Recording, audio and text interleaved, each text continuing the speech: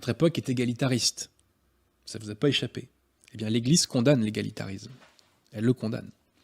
Et même l'Église va plus loin. Elle enseigne que l'inégalité est bonne parce qu'elle se fait au profit de tous.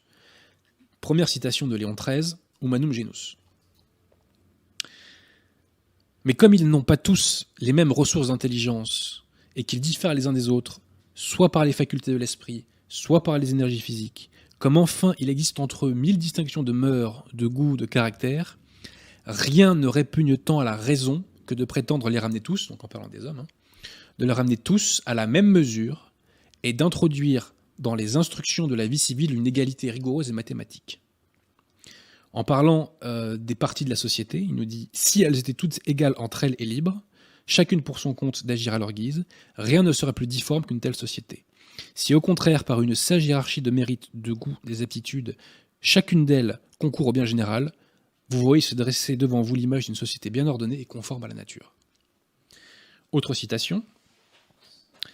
Le premier principe à mettre en avant, c'est que l'homme doit accepter cette nécessité de sa nature qui rend impossible dans la société civile l'élévation de tous au même niveau. Je répète, qui rend impossible dans la société civile l'élévation de tous au même niveau. Sans doute, c'est là ce que poursuivent les socialistes. Le socialisme et le communisme sont condamnés par le magistère de l'Église. Mais contre la nature, tous les efforts sont vains. Contre la nature, tous les efforts sont vains. Je le dis aux adeptes véganes, théorie du genre et compagnie. Bon. C'est elle, en effet, qui a disposé parmi les hommes les différences aussi multiples que profondes. Différences d'intelligence, de talent, de santé, de force. Différences nécessaires, d'où naît spontanément l'inégalité des conditions. D'où naît spontanément l'inégalité des conditions. Cette inégalité, d'ailleurs, tourne au profit de tous, de la société comme des individus.